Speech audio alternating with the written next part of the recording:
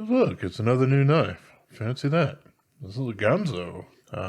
This is the FH921. I haven't actually heard almost anything about this thing. I just saw it available from Power Cutlery, which, hey, when they're in stock, they have some pretty darn good prices for some of these knives. But yeah, this is kind of one of the first, or the first that I'm aware of. In their FH line, that's their liner locks with D2, that actually has thumb stud deployment, which is neat. I personally do enjoy having that. It does also have the little flipper tab there as well, which all of them do, and a couple of them also have, I guess, a little bit of thumb hole thing, but this works really well for flicking the thing out. And it's pretty interesting. It's a G10 kind of thing, but it's got, these kind of chevron looking little dudes on there that, excuse me, that do a really good job of grabbing onto your thumb there. So yeah, they flick open super, super nice. You can see that way up top here, it's actually pretty darn thick.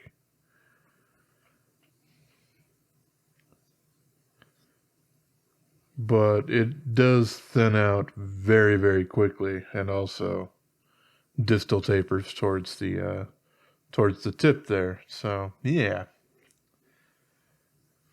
this guy is pretty comfortable. It's got a little bit of jumping there, but you can also see it's got a little bit of a divot going on. So yeah, it works pretty darn well for even my larger hands to get a full 4-finger grip on this little guy here. You can reverse the pocket clip on this, which is great for all those lefties out there. And it's just got a plate on the other side, which, yeah, a lot of their others do as well. So, yeah, it's something kind of nice. If you're curious, I guess, because they have basically done the FH 11, 21, 31, 41, 51, 61, 71, 81, 91, and this is the 921. Here's the 91. They're really not similar knives. The 91 is a bit bigger, a little thicker in the handle, and quite falsetty, which I'm not the only one to have one that's like that. But this guy's, it's not fall shut at all, but it's, a good wiggle shut. Or a good, once you get over the detent ball, just a little wrist action will get you the rest of the way there. This one doesn't actually have a deep carry pocket clip to it, like most of their other knives in the FH series do. It might be a downside to a lot of people. I really don't mind them. So it doesn't really bother me all that much. But yeah, this is a little bit smaller than, like I was saying, this 91. But every bit as effective. I do like the blade geometry, though. It does a pretty good job of cutting. It might be a little thick, super right here at the very tip top. But, I mean, it certainly thins out very, very quickly. So it does a pretty darn good job of slicing. Not like a penknife slice, but it does a pretty darn good job. Of course, you can also do the reverse flick, because you got the thumb stud on both sides there. And something that I do like quite a bit is the ability to remove them. I do like that because if I have the option to do so with thumb studs, I generally will remove them when I'm sharpening, just so I don't do something stupid. So yeah, this guy has all their others, or it's running on some bearings. So yeah, I can go ahead and open them up real quick. Almost everything on this is T6, except for the pivot, which is T8. Now, it's pretty industry standard at this point, but, you know, I do like to see T8s all around if I can. You do actually need to remove the clip because one of them goes into a barrel spacer in the back here, so I guess the barrel spacer actually goes through both sides. As in, you have screws on both sides that go into the barrel spacer. You don't have a barrel with a screw on the outside of it.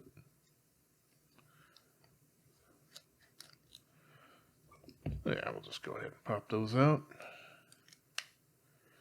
And that side is the one that's locked. So, yeah, there we go. Alright, so, yeah, you got some skeletonization going on there. And as you can see, this actually has a fairly high polish on there, which is actually a little strange to me, why they decided to put that kind of polish on it. But they did, so yeah. There we go. So yeah, you can see they got steel bearings in there. They're not ceramic, but yeah, that's perfectly fine with me, especially for the price point of what I think I paid like $26, $27 for this. So yeah, nothing really in the way of weight saving on the liner lock side outside of the larger cutout for the actual liner lock thing there itself. Something to note is that it does have a D-shaped pivot that goes all the way through. It's not just a little notch at the top there. Which means this side is a hole, whereas the liner side is actually the D-shaped thing there. What that means for me is that I can put it back together either way, which, you know, sometimes I do like to do, so I don't have to put things back together one way or the other. I can, you know, make my own choices. God, flapjacks, damn it. So yeah, pretty darn easy to put back together. You just got the blade stop there and the barrel spacers. There's one of them. The other one's still on the G10 spacer here. At least it you know, matches the color, so that's nice.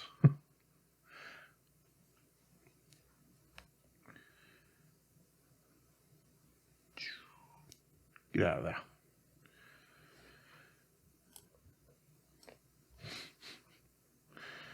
Alright, yeah, we'll just put them back together then.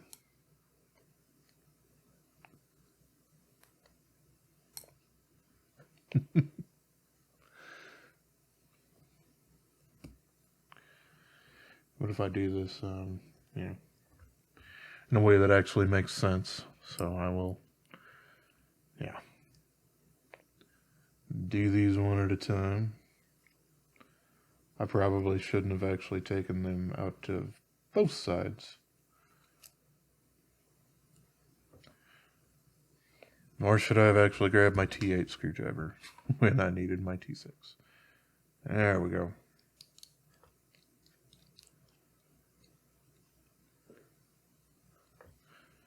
Alrighty, there's that one.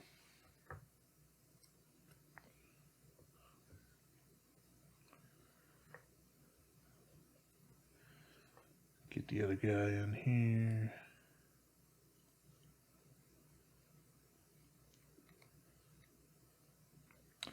Actually, yeah, that's a kind of a silly one there, just because of the way that I'm trying to throw that back together. Because that's the side that I would put the pocket clip on, but I like to put the pocket clips on last so I can actually keep that flat. So, whatever. when I put this back together the last time, I did it the other way. And you know what? That's not seeming like a bad idea.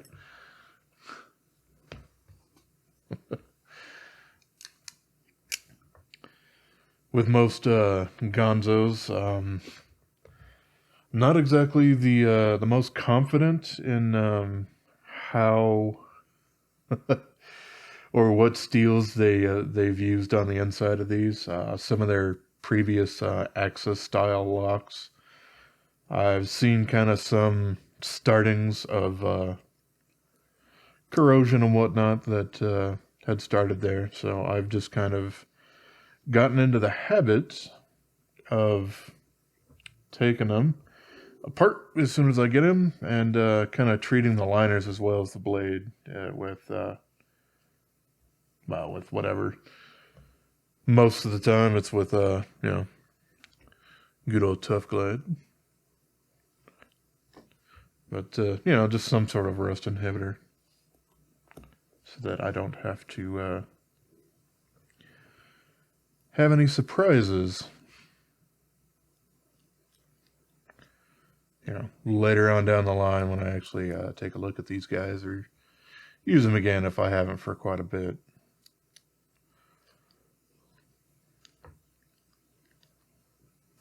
So, alrighty. Well, there's that. Toss some bearings on.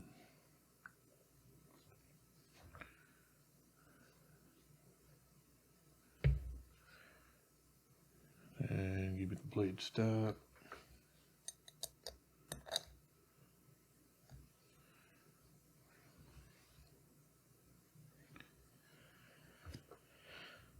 I have seen there's varying opinions on it, I suppose, of if you should take apart your knives directly after you get them, completely clean them out, and all that sort of stuff. And some people think that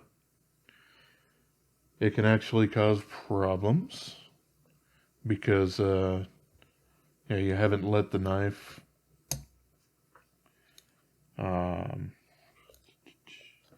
kind of wear into with the rest of the hardware that has been mated with.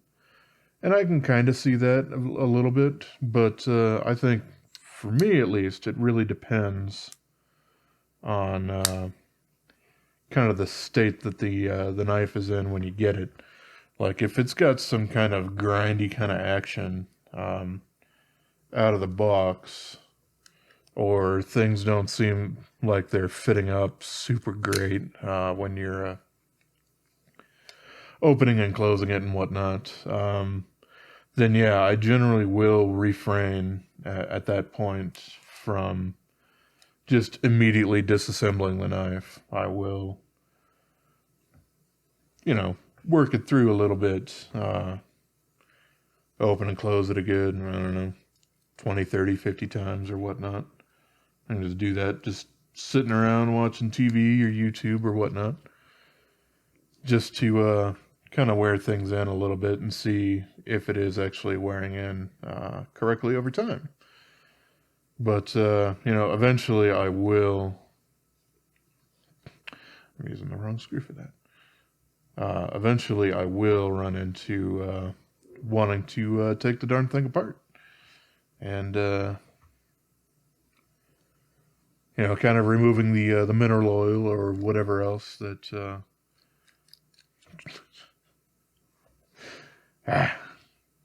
whatever else the company has put inside there. In this case, it was pretty interesting stuff inside there. It was they use it a lot on their FH series, where it's almost like Vaseline.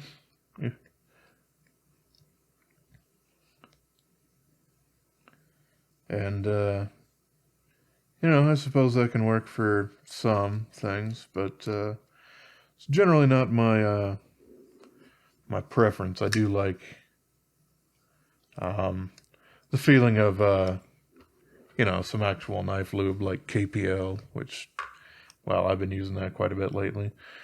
But, or Benchmade Blue Lube or whatever else you might want to end up using for it. Nano oil, I guess, is a pretty popular, expensive option as well. Yeah, no blade play. Nice and smooth. Pretty darn good and close to